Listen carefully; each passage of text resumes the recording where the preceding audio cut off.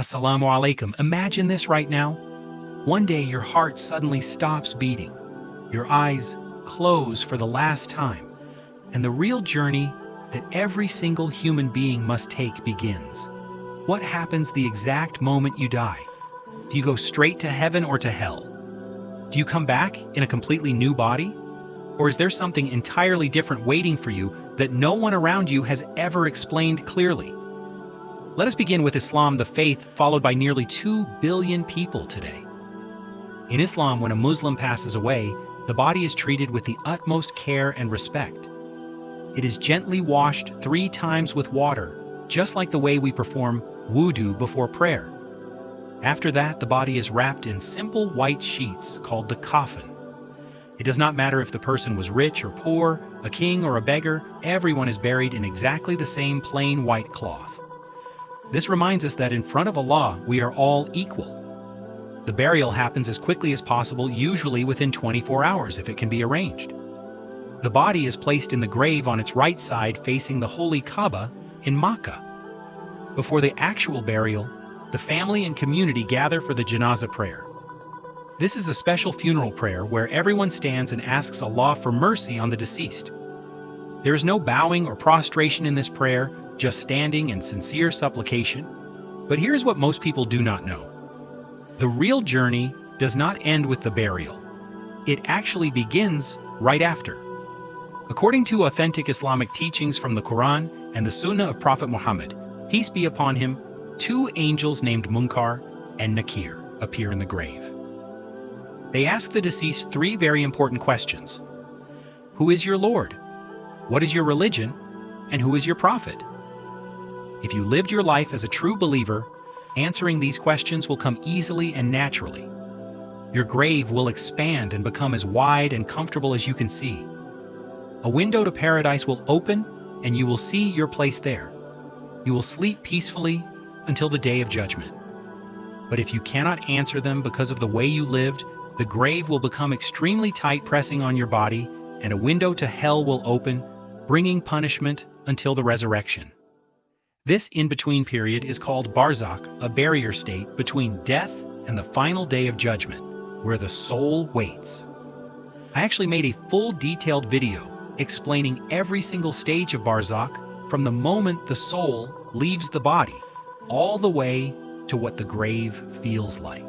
After barzakh comes the great day of judgment.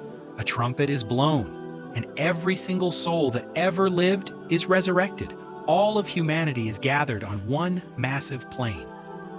The sun is brought so close that people are drowning in their own sweat depending on their sins. Some stand only up to their ankles, others up to their necks. Everyone receives their book of deeds. The righteous get it in their right hand, while the wicked get it in their left hand behind their back. Your good and bad deeds are weighed on cosmic scales called the mizan. Even an atom of good or evil is counted, nothing is forgotten. Then comes the intense Sirat bridge, thinner than a hair and sharper than a sword stretched over hell. Every person must cross it to reach paradise. There is no other way. Believers cross according to their deeds.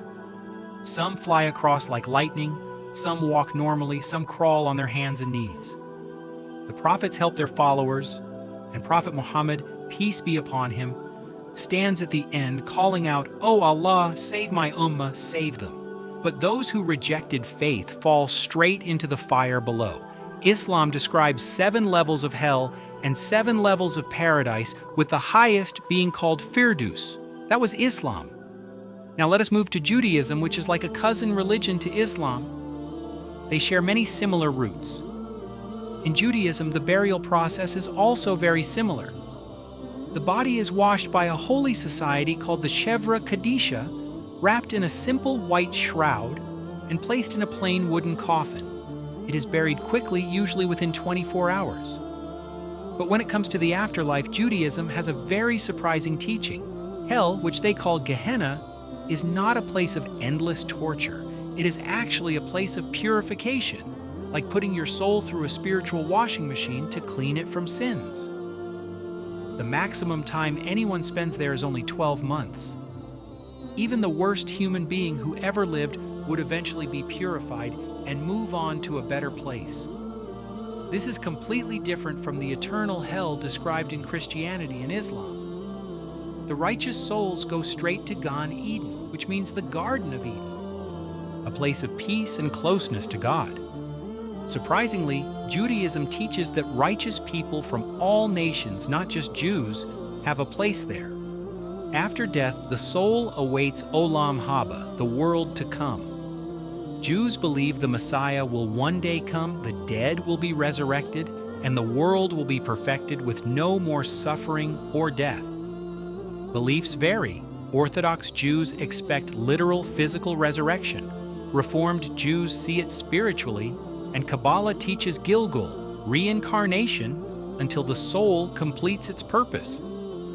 Next we come to Christianity, which grew out of Judaism but introduced new ideas.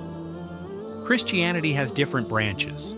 In Catholicism, the soul is judged immediately after death and may go to heaven, hell, or purgatory. Purgatory is a temporary place of purification, like a spiritual hospital. The living can pray and offer masses to help shorten the time there. Orthodox Christians believe the soul journeys for about 40 days, facing its past actions.